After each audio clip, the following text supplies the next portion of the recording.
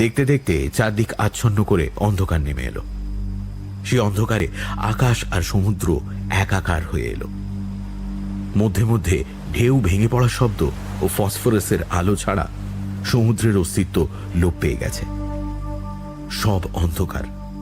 দূরে দূরে দু একটা বাড়ির আলো দেখে আকাশের তারা বলেই বোধ হচ্ছে। একসময় প্রায় আধ ঘন্টা মতো সে আলোগুলো নিভে গেল। এদিককার কারেন্ট বন্ধ হয়ে গেল বুঝলাম। পুরীতে এটা নিত্য ঘটনা।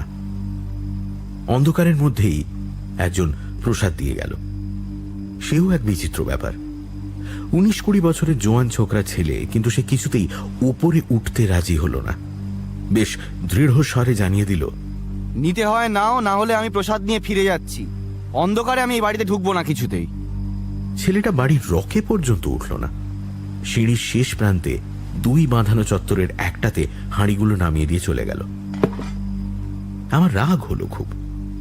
একবার মনে হলো ফিরিয়ে দিই, কিন্তু তারপরেই মনে পড়ল সেই চিরকালীন প্রবাদ বাক্য, চোরের ওপর রাগ করে মাটিতে বসে ভাত খাওয়া। শেষ পর্যন্ত সামলে নিলাম রাগটা। মহাপ্রসাদ বলে কথা, ফিরিয়ে দেওয়া ঠিক নয়। তাছাড়া ঘরে কিছু নেইও।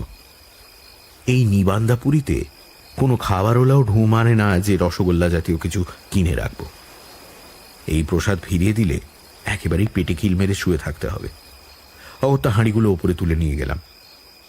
নির্জন বাড়ি, কর্মহীন উৎসাহহীন জীবন, আর সঙ্গী বলতে সমুদ্রের ঠান্ডা বাতাস। সঙ্গে তেমন বইপত্রও নেই।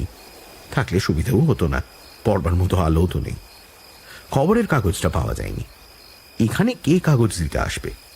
শুধু 2 মানুষের মুখোমুখি বসে থাকা। আমাদের জীবনের গল্প করার বস্তু ফুরিয়ে এসেছে বহুদিন। সুতরাং রাত 8টা বাজার আগেই ঘুমে ঢুলতে শুরু করলাম কর্তাগিন্নি দুজনেই। খানিকটা এমনি ঢোলবার পর দুজনেরই প্রায় একসঙ্গে মনে হলো, এমন কুঁড়ের মতো বসে থেকে লাভ কি? মিছিমিছি প্রসাদটাকে কড়কড়ে করা। এখানে এসেছি তো বিশ্রামের জন্য, একটু আগে শুয়ে পড়লে দোষ কি? এখানেও যে কলকাতার মতো ঘড়ি ধরে 10টায় খাওয়া আর 11টায় শোয়া বজায় রাখতে হবে, এমন কি নিয়ম আছে? চিন্তা মাত্রেন কাজটা সেরে ফেলা গেল। সানডে সাসপেন্স, শুধুমাত্র মির্চিলে। গল্পের পরবর্তী অংশ ব্রেকের পর।